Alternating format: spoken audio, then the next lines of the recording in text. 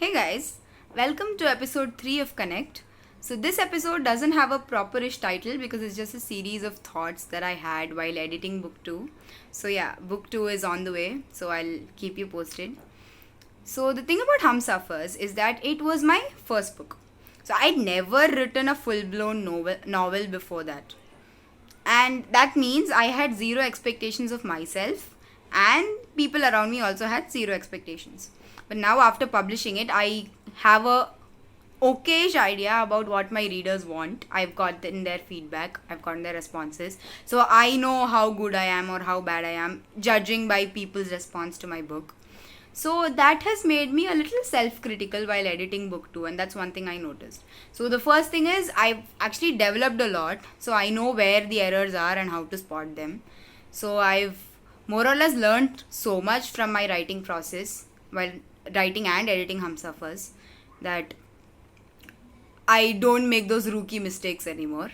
And another thing is that I've also started analyzing my books from a reader point of view. So if I was a third person reader reading this, how would I react to this chapter?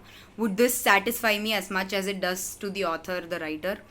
So that's different perspectives that I've been thinking about. And that made it a little bit harder for me to edit because I was sometimes being a little too hard on myself and I was trying to think of better lines, better words. So it made my editing process a bit too long. I'm still not done. I still have a lot of work to do, and this is just in between one of the breaks. So that's one thing that got me thinking that there are so many authors, so many writers who've been working on a single book for almost a decade, 5 years, 10 years, whatever. And they still don't find that satisfaction, so many books go unpublished because they're just thinking about, is it good enough? Will people react well to this? Is this as good as I think it is?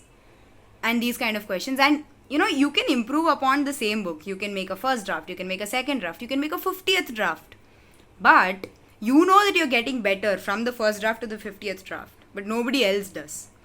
And when that's 10 years of your hard work in drafting that 50th draft where you're finally satisfied, and then you show it to somebody and then they tell you that, okay, this is fine, this is okay-ish, that hurts you more. And because you've never, you've spent 10 years on that thing. So that's, I also thought of that a lot of times when people told me, you could have waited, you could have pulled the writing process of HUMSUFFERS a bit longer, or you could have waited until you were old enough to write about romance.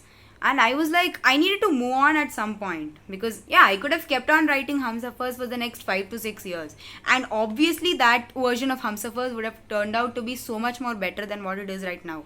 But then I wouldn't get to write my second book or my third book or my next book. I would never move on. So that's the thing.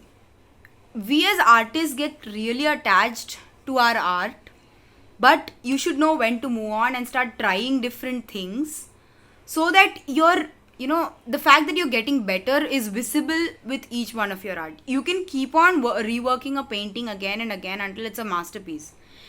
Or you could paint 50 paintings at the same time and get better at each one of them and try versatile things with each one of them.